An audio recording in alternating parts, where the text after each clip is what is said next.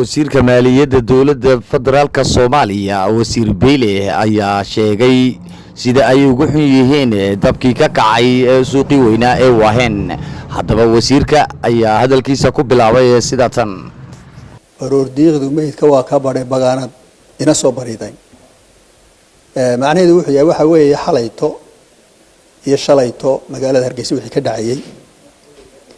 يعني wax la soo koobi maaha la soo koobi kara maaha dareenka iyaga anaga dareenka dadka Soomaaliyeed gaar ahaana dadkan Somaliland ka yimid dareenka iyaga mid la soo koobi kara maaha waxaan jeclaan lahay xalay markii la wareysanayay meeyarka ee la yiri meeyaro balaarinta ka waran wuxuu dhaafin kari waayay inuu meeyar magaaladiisa gubatay baan ahay inuu yiraahdo dhaafin kari waayo markiiba ilma ka soo qubatay baroordiiqdu waxay tahay in la taagnaano aan ilmada ka masax runtii baroordiiqdu waa taa weey haddana hadii la noo ogolaado diyaar baan u dhahay laba cisho soo joogno ana waan siyaasad wadin laakiin baroordiiqda inaan geeyno ya diyaar baan u dhahay laba maalmood inaan soo joogno Hargeysa oo aan la soo dadka gacanta soo saar yaanu diyaar u nahay xagga wax qabashada meelaha u baahan waxaan u malaynayaa hadal wax kama taro waa shirkii noogu labaad kana maanta ay makaan galeynaa shirki kale shalay baan galay oo yaro kooban oo qaban qaabadiisa kan aan ay qayb ka ahayd wixii ka soo baxay haddana qaar kale la geli doonaa markii la shirabana waa la sii balaarin doonaa arintani arin Soomaaliya oo dhan khusaysa weeyaan runtii annaga habanagu si adkaatay Soomaalida waan ka gudbi doonaa waana ka gudubnay waxaan u gudbi doonaa adduunyada kale halkan laga sheegay baan la gudubiyaan tala kula jirnaa hadal baan kula jirnaa waxa kamid ah World Bank iyo African Bank iyo Islamic Bank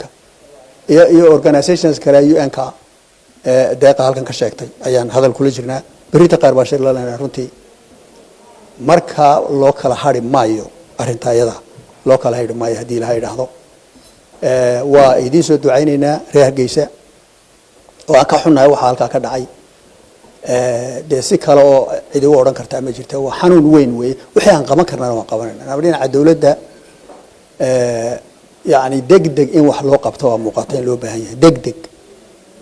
degdega amarka aanu qabnaa waxa weeye dawladda madaxweynaha in 3 milyan euro la diro 3 milyan oo dollar euro la diro 3 milyan waa waxaan hayno hagar la'aan laakiin haddana waxa weeye wixii ugu horeeyay ee degdega ayaa aroota hadii la yiraahdo accountski la nasiyay ee la soo shaaciyay aan ku diri doonaa waxa kale oo meesha ku jira Soomaalidu waxay tiraahdaa hadii ay fool timaado guud qarsiima hadhay lacag kale oo taalaba jirta oo Soomaaliland taal oo ilaa 12 milyan oo dollar ku dhow qaraar waxa la qaatay lacagta in la diro lacagta kale la raaciyo